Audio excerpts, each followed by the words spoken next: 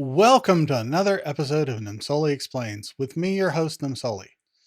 In this episode, I'm going to take a few minutes and explain another API that we can use with Roll20 and Combat Tracker, the API script we looked at last week. But before I jump into that, I just want to take a minute and say thanks for watching my video. If you like what I'm doing here, please like and subscribe and share with a friend. And if you have a moment and want to comment on what I'm saying, please do.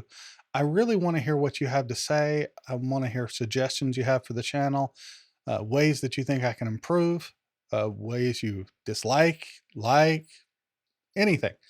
I really appreciate it. Now let's get into the video.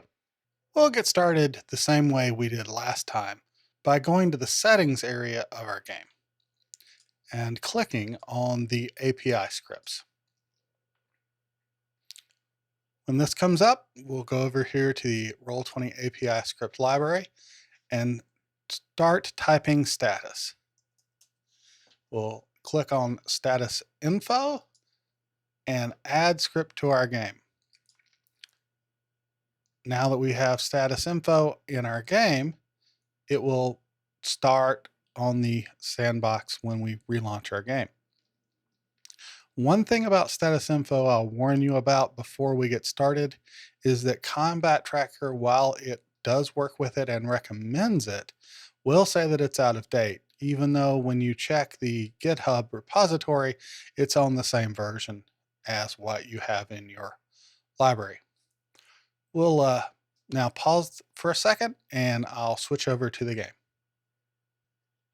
When you launch your game, you'll see a new box here that says, well, first, there's the warning I mentioned. And then next, you'll see that status info here. For the first time, it'll show you the command, whether it only goes to the GM, whether you show it to the player. Players can toggle, show on status change, and display icon in chat. You can configure your conditions. You can import, export, and reset your configurations. Let's take a look at the configurations you can configure, the conditions, I mean.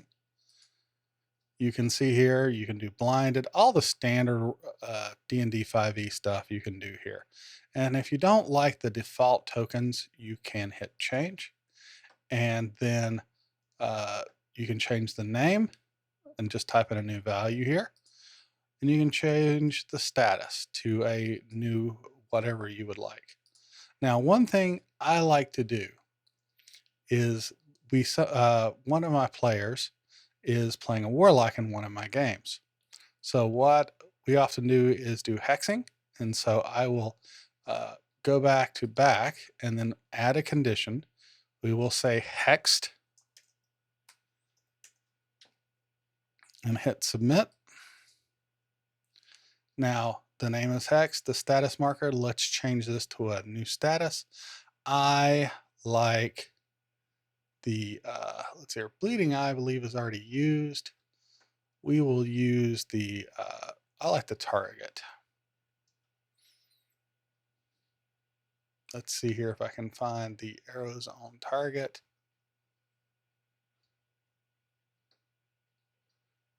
Takes a minute.